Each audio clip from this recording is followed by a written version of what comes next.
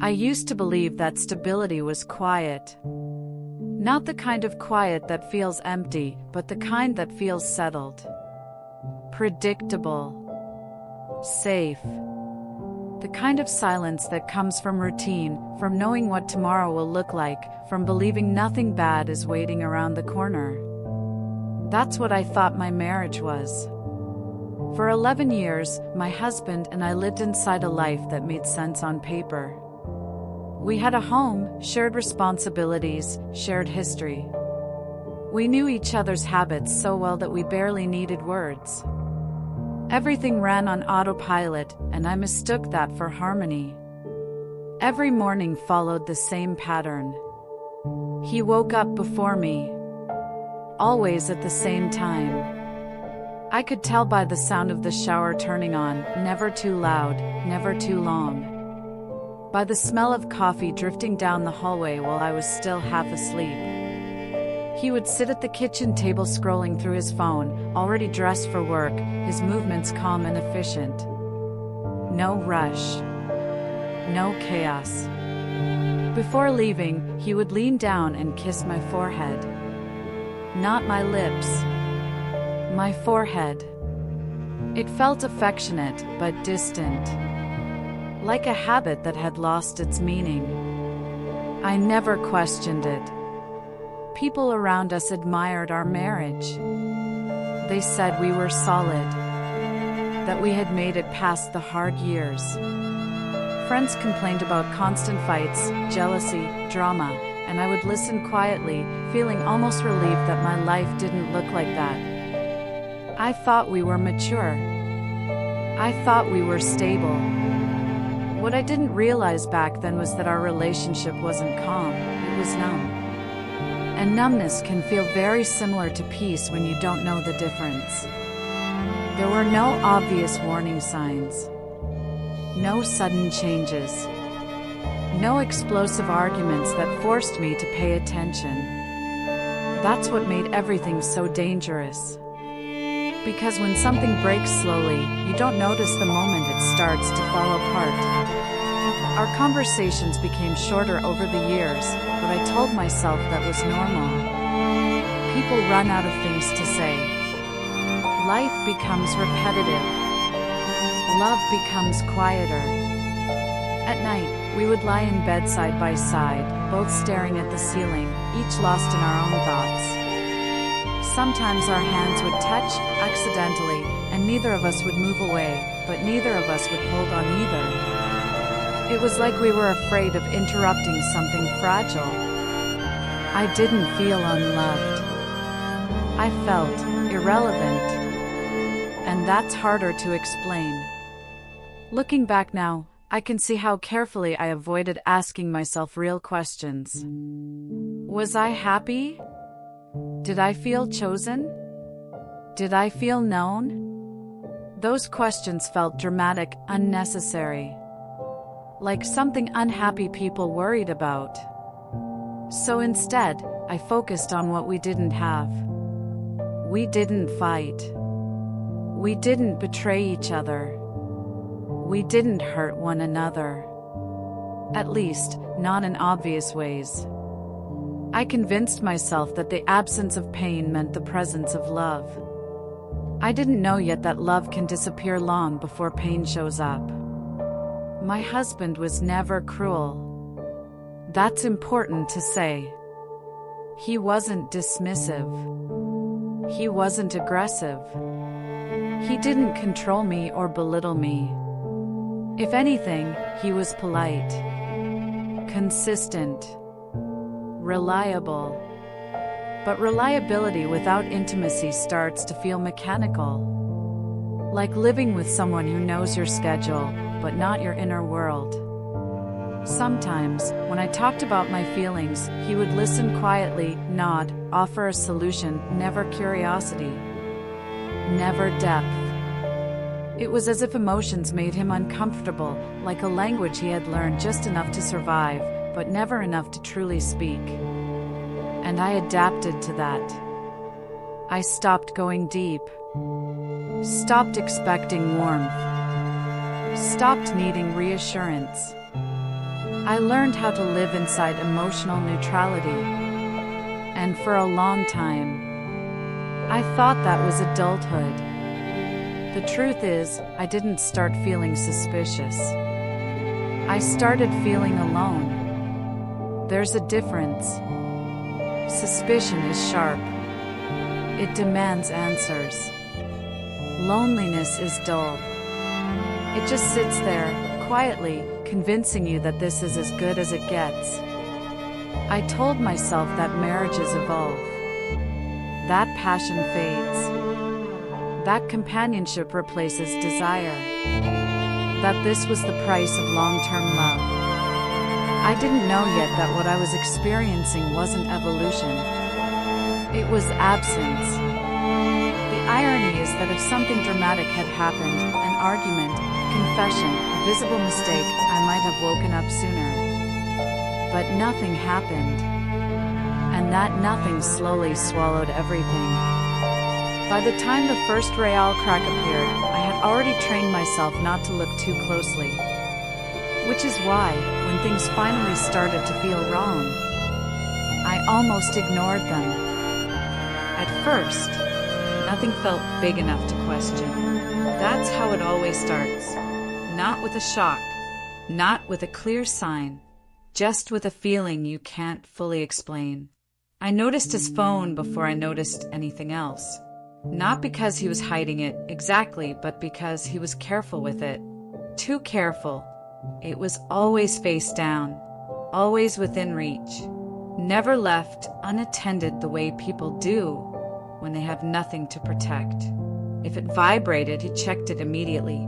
Not nervously, not urgently, automatically, like a reflex.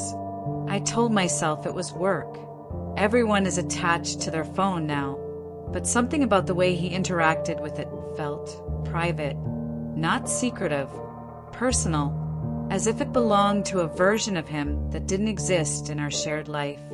Then came the passwords. We had always known each other's codes. Phones, laptops, streaming accounts, not because we checked on each other, but because there was no reason not to. One evening, I asked for his phone to look something up. He hesitated, just for a second, barely noticeable. But when you live with someone for over a decade, you learn the rhythm of their movements. You notice when something breaks that rhythm. He handed it to me anyway, unlocked, smiling, casual. And yet, something inside me tightened. Because hesitation is louder than refusal. His stories started changing too. Not contradicting themselves, just losing detail. When I asked about his day, the answers felt edited. Shorter, less textured. I was busy. Same as always. Nothing interesting. At first, I appreciated it. It meant fewer conversations about work, fewer complaints, fewer distractions. But over time, I realized something unsettling. He wasn't sharing his life with me anymore. He was reporting it, and reports don't include feelings. There were days he came home exhausted in a way that didn't match his routine. Not physically tired, emotionally drained. His shoulders would slump as soon as he walked through the door. His eyes looked distant, unfocused, like he had already lived through something heavy before even stepping inside our house. I would ask if everything was okay. He always said yes, and the way he said it made me feel foolish for asking. Then there was the smell. This is the detail that embarrassed me the most, because it sounds dramatic when I say it out loud. It wasn't perfume. It wasn't another woman's scent. It was something unfamiliar. Sometimes his clothes smelled like places I didn't recognize. Different soap, different air, different spaces. It wasn't strong enough to accuse, just strong enough to notice. And once you notice something, you can't unnotice it. I started paying attention to time. When he left, when he returned, how long errands took. Nothing was extreme. That's the part that kept me quiet. If he had disappeared for hours, I would have reacted. If he had come home late every night, I would have asked questions. But his absences were reasonable, believable, which made them harder to confront. I remember standing in the kitchen one afternoon, washing dishes, watching him tie his shoes by the door. He looked normal, calm, familiar, and suddenly a thought crossed my mind that made my chest tighten. What if I don't actually know where he goes when he leaves? Not in a dramatic sense, in a fundamental one. The question scared me enough that I pushed it away immediately. Because once you start asking questions like that, you can't control where they lead. I didn't want to be suspicious. Suspicion changes how you see everything. It turns neutral moments into threats, normal behaviors into evidence. I didn't want to become that person. So I did what I had learned to do very well over the years. I minimized my own discomfort. I told myself I was overthinking, that long-term relationships naturally lose transparency, that privacy doesn't equal betrayal. And maybe that was true, but something inside me kept whispering the same thing over and over again. This isn't about another woman. This is about another life. The strangest part was that he didn't feel guilty. People who lie often carry tension, defensiveness, anxiety. He didn't. He was calm, and that calmness unsettled me more than anger ever could, because it meant whatever he was hiding, he had already justified it to himself. At night, lying in bed next to him, I started noticing how easily he fell asleep, as if his mind had already emptied itself somewhere else. I, on the other hand, lay awake replaying the smallest interactions of the day, wondering which ones were real and which ones were just fragments. I didn't feel betrayed. I felt excluded. And exclusion cuts deeper because it doesn't come with a clear enemy. I still didn't confront him. I still didn't ask direct questions because deep down, I wasn't sure I wanted the answers yet. Sometimes, ignorance feels safer than certainty, especially when certainty threatens the foundation of your entire life. By the time I admitted to myself that something was wrong, I had already crossed a line without realizing it. I stopped trusting the version of reality I was being given. And once that happens, the search for truth becomes inevitable, even if you don't know what you're looking for yet. At some point, the question stopped being what is he hiding and became who is he when I'm not here? That shift was subtle, but once it happened, I couldn't undo it. We were still sharing the same space, still sleeping in the same bed, still moving through the same routines. But emotionally, it felt like living with someone I no longer had access to, like a stranger who knew my name. I started noticing how carefully he managed himself around me, not in a suspicious way, in a controlled one. His reactions were measured. His tone was neutral. His expressions rarely gave anything away. It felt like he was always slightly guarded, even during ordinary moments. If I laughed, he smiled. If I spoke, he listened. But it all felt performed, like he was responding the way a husband should respond, not the way he naturally would. And that realization scared me more than any potential affair, because affairs involve desire. What I was seeing felt like distance without longing. There were moments when I tried to reconnect. I would ask deeper questions, the kind couples ask when they want to feel close again. What do you want right now? What makes you feel fulfilled? Are you happy? He answered politely, but never personally. His responses stayed abstract, vague, safe, as if revealing too much would expose something he was actively protecting. And slowly I stopped asking, because every unanswered question leaves a bruise.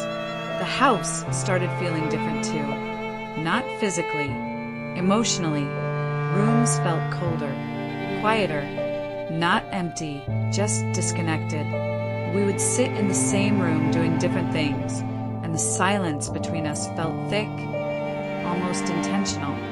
I realized we weren't comfortable together anymore.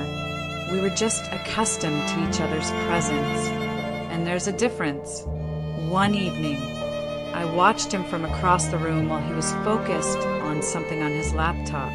His face looked relaxed in a way I hadn't seen in a long time. Genuine, unfiltered, and for a brief moment, I wondered if that version of him ever showed up when he was with me, or if I only knew the edited version. That thought stayed with me longer than I wanted it to.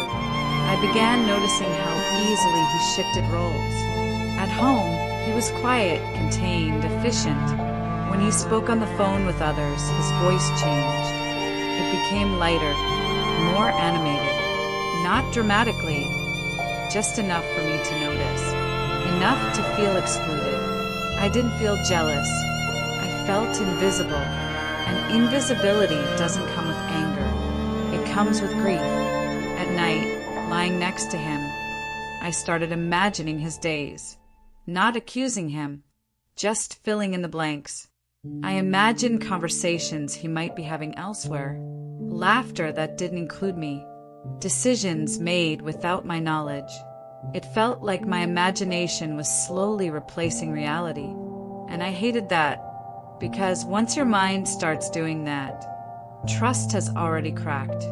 The hardest part was how normal everything still looked from the outside. Friends saw us as a stable couple. Family never questioned anything. I smiled. I participated.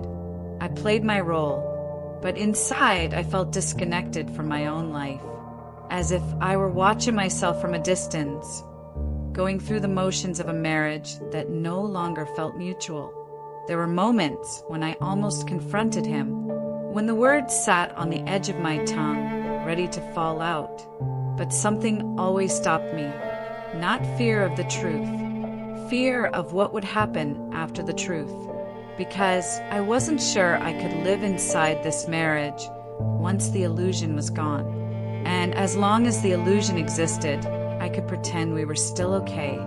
I started realizing something uncomfortable. I wasn't just afraid of losing him. I was afraid of discovering that I had already lost him, long before I noticed. And that realization came with another, even heavier one. If he was living as someone else outside this house, then the man lying next to me every night might not be real at all. By then, my suspicion had changed shape. It wasn't sharp anymore. It was quiet, patient, observant. I stopped trying to reconnect. I stopped trying to fix things. And without meaning to, I started watching. That's when everything truly began to unravel. The first real crack didn't come from suspicion. It came from exhaustion.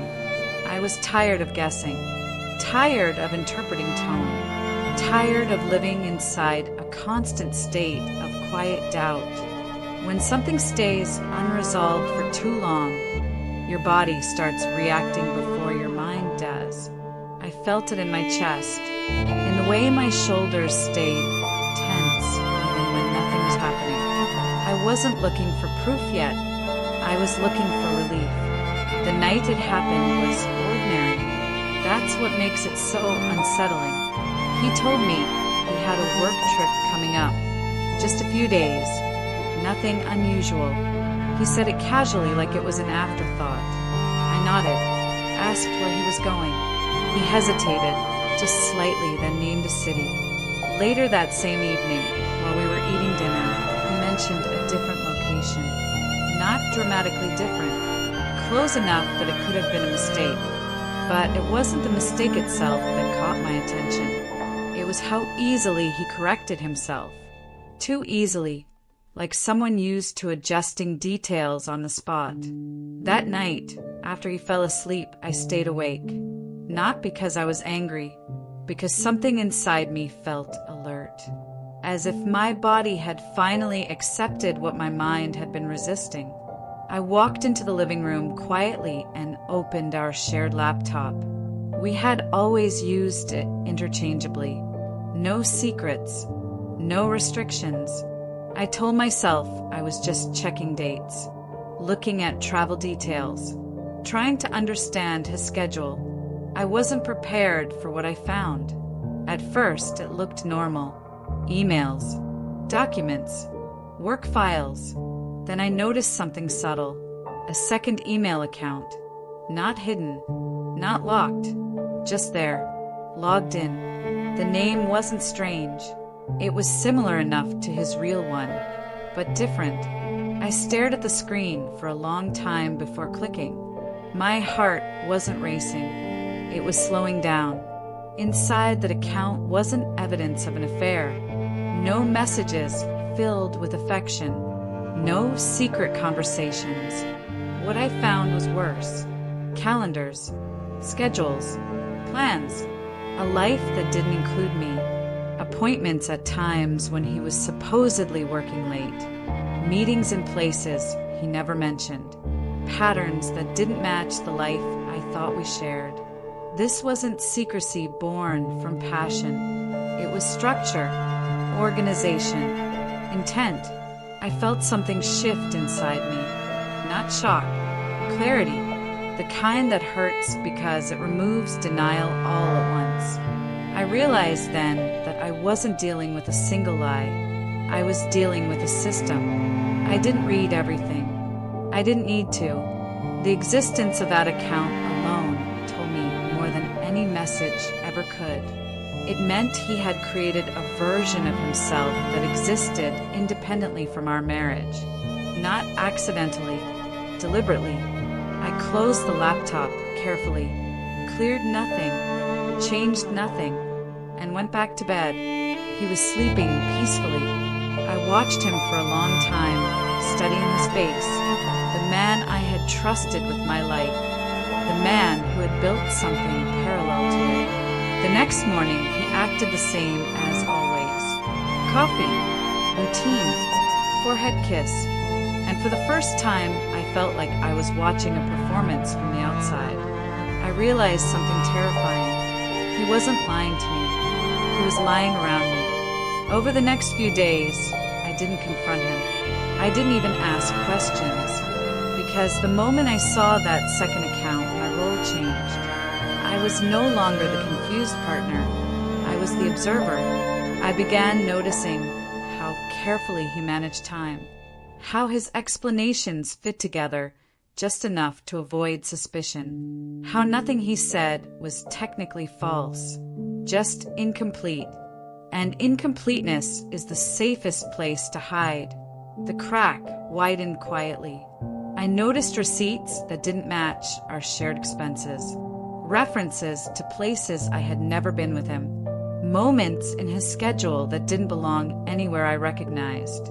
Each discovery felt less shocking than the last, because once you accept that someone is living a double life, details stop surprising you. What surprised me was how calm I felt. I wasn't angry. I wasn't crying. I felt focused, as if my emotions had stepped aside to let logic take control. I knew then that confrontation would be pointless. People who live two lives don't respond to accusations. They respond to exposure. And I wasn't ready for that yet. So I waited. I watched. I let him keep talking, because the more comfortable he felt, the more he revealed, without even realizing it. One night, while he was in the shower, his phone buzzed on the nightstand. I didn't pick it up. I didn't need to. The name on the screen wasn't a person. It was a place. And that's when it truly sank in. This wasn't about another relationship. This was about another existence. I lay back down, staring at the ceiling, listening to the sound of running water. And for the first time since all of this began, I admitted something to myself. The man I married was not the man I was living with anymore. And I had no idea who he became when he walked out the door. Once you realize someone is living a double life, You stop seeing them as mysterious. You start seeing them as organized. That was the most disturbing part. Nothing about his behavior felt chaotic. There were no emotional slips, no visible stress. If anything, he seemed more balanced than ever. And that's when I understood something I hadn't wanted to admit before. He wasn't improvising. He had been doing this for a long time. I began mapping his routines quietly without writing anything down. Not obsessively, just attentively. The days he left early always followed the same pattern. The days he stayed late never overlapped with certain events. His work trips followed a rhythm that no longer felt random. Two lives don't survive without structure, and his structure was flawless. What shocked me wasn't how much he hid. It was how little effort it seemed to take. He didn't rush, didn't scramble, didn't forget details. His explanations fit together like they had been rehearsed, not recently but long ago, as if this version of reality had been living alongside ours since the beginning. I started noticing the language he used. At home, he spoke in generalities. Things were fine. Work was busy. Nothing special happened. But outside this house, judging by what I could observe, his life was specific. Locations, schedules, commitments. Specificity is intimacy, and I realized he was saving it for somewhere else. One afternoon, he left wearing clothes I had never seen before. Not flashy, not inappropriate, just unfamiliar. That detail stayed with me longer than it should have, because clothes carry context. They belong to places, and those clothes didn't belong to any place I knew. I began asking myself questions I had avoided before. Not why he was doing this, but who he was doing it for. And the answer unsettled me. Maybe it wasn't for anyone. Maybe the second life wasn't about love or escape. Maybe it was about identity. The idea that I might be married to a man who didn't want to be anyone's version of himself fully was more terrifying than betrayal. Because betrayal has a target. Identity fracture doesn't. I thought back to the early days of our relationship. How charming he had been, but controlled. How attentive, but never vulnerable. At the time, I mistook that for maturity. Now I saw it differently. He had always been compartmentalized. I just hadn't known it yet. One evening, he told me he was meeting an old colleague. He said it casually without emphasis. I watched him leave through the window, watched how his posture changed the moment he stepped outside. It wasn't dramatic, but it was real, like a man stepping into a role he was comfortable in. That night, I didn't wait for him. I went to bed early, not out of avoidance, out of acceptance. I had crossed an internal threshold. I no longer expected honesty. And once expectation disappears, so does disappointment. Days passed, then weeks, and the double life became undeniable.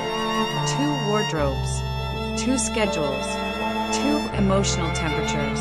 At home, he was muted. Elsewhere, he was alive. And the more I observed, the clearer something became.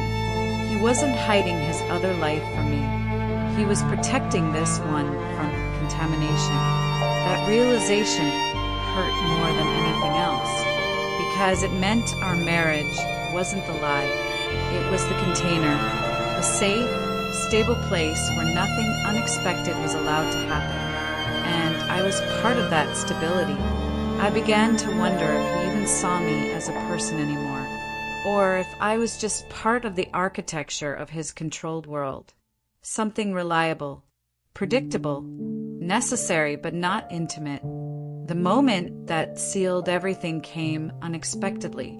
I found a receipt in the car, a parking garage, different city, different date, a day he had come home early and cooked dinner with me. I stared at that receipt for a long time. Not because it proved anything new, but because it overlapped. Two lives colliding in the same 24 hours. That was the first time I felt anger. Not explosive, focused, cold. Because I understood then that his double life wasn't separate from me. It was built on top of me. I didn't cry. I didn't confront him.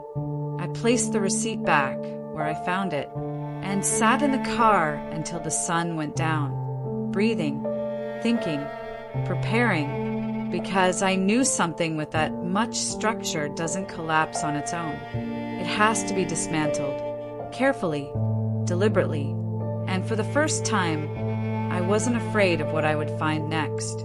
I was ready. Once you see the pattern, you can't unsee it. That was the moment everything changed.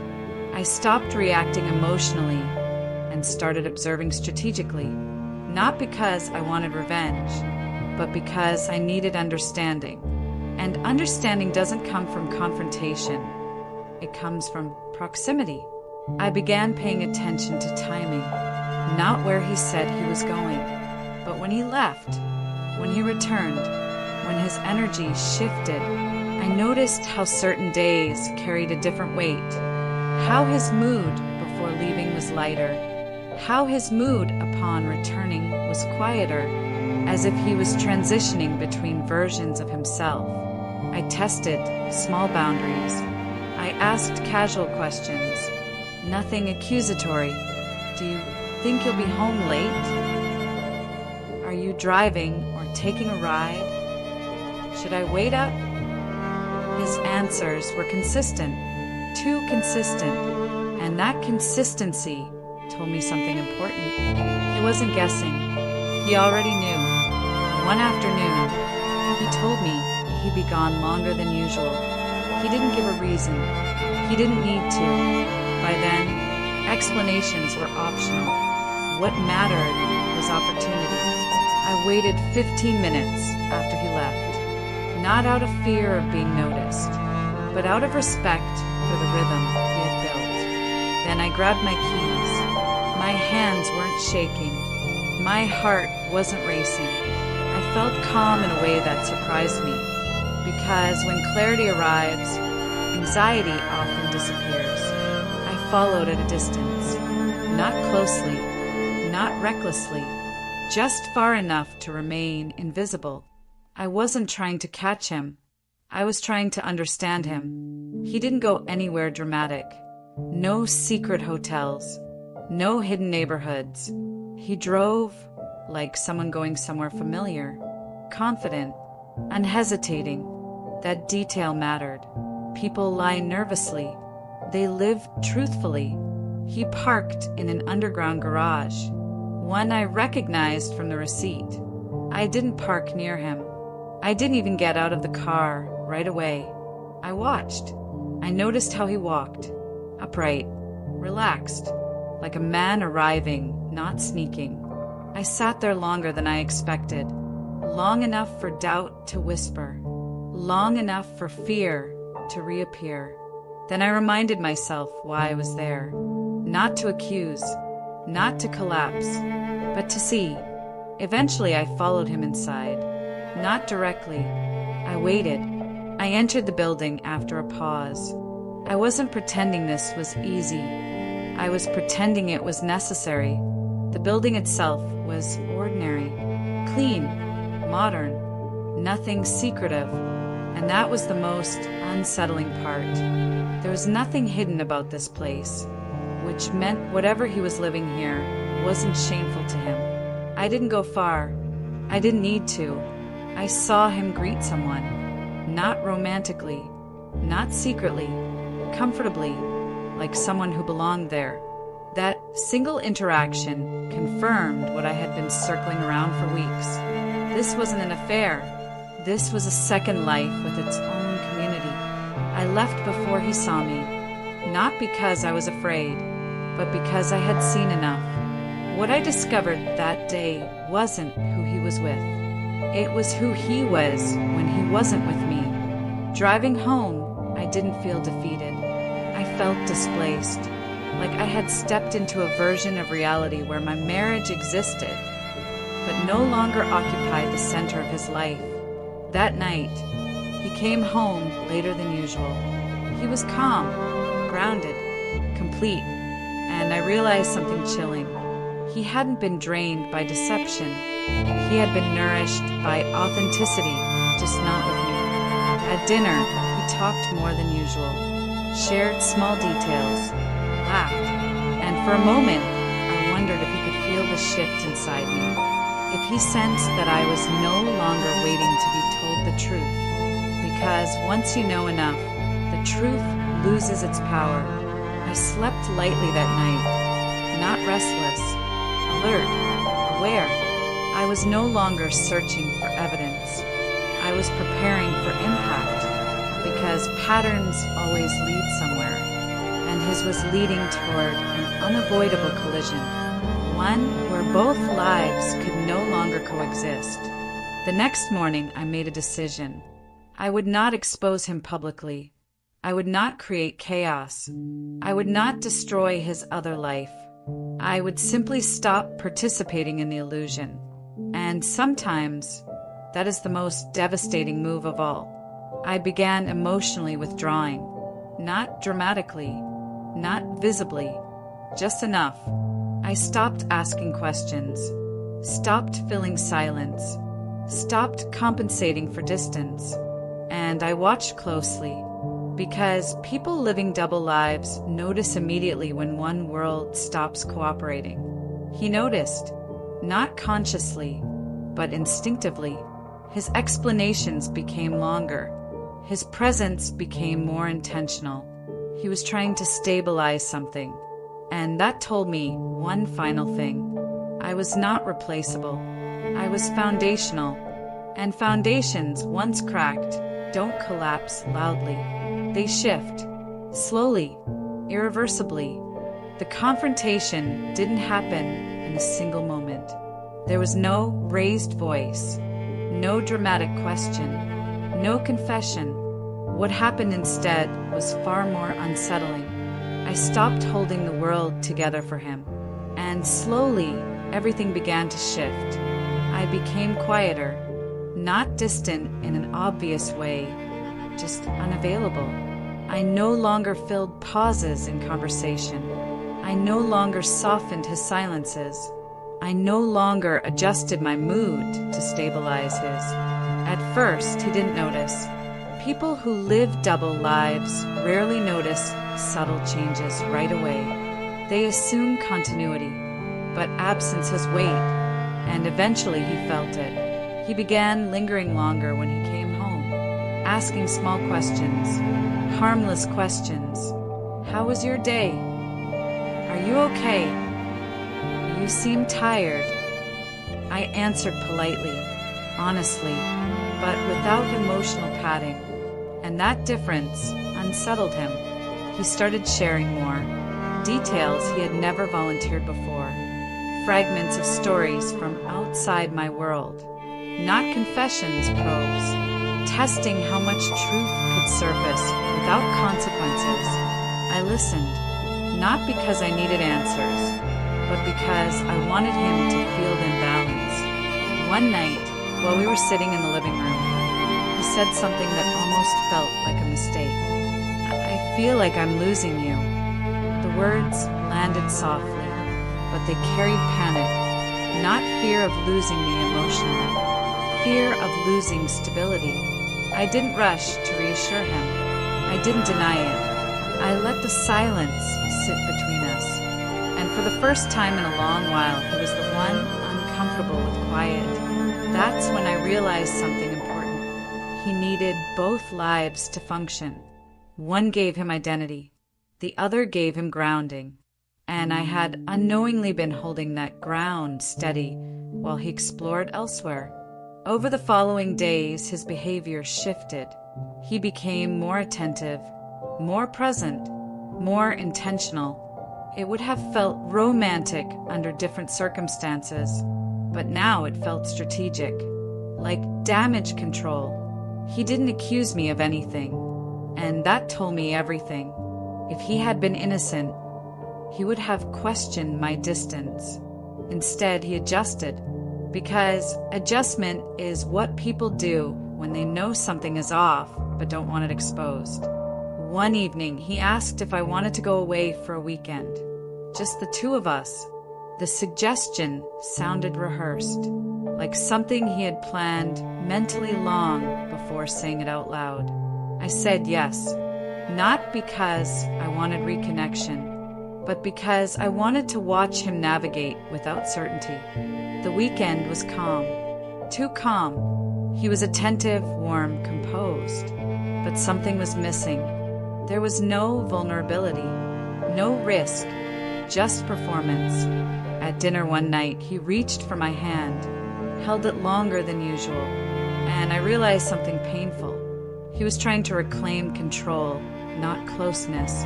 I didn't pull away. I didn't confront him. I simply met his gaze and stayed silent. And in that silence, I watched something flicker across his face.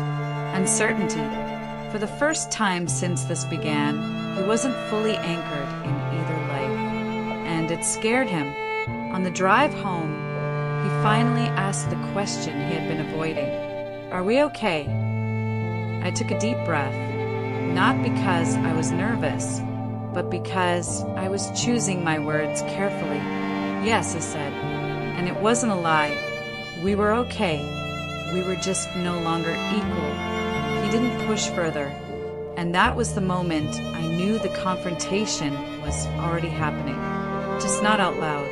Back home, the atmosphere changed permanently. He was watching me now, listening for tone, reading pauses, trying to locate the shift, and the irony wasn't lost on me. He had been invisible to me for months. Now he was afraid I was disappearing. I didn't punish him. I didn't expose him. I simply stopped protecting the illusion. And illusions don't survive without caretakers. One night, as we lay in bed, he turned toward me. I feel like there's something you're not telling me. I looked at the ceiling. Calm, grounded. No, I said. There's something you're not telling yourself. The room went silent. He didn't respond. He didn't argue. Because some truths are too close to deny. That was the closest we ever came to confrontation. And it was enough. From that moment on, I knew the ending was inevitable. Because once balance is broken, someone has to choose. If you connected with my story and want to hear real-life stories like mine, there are many more waiting. Subscribe, like, and turn on notifications to hear more real stories.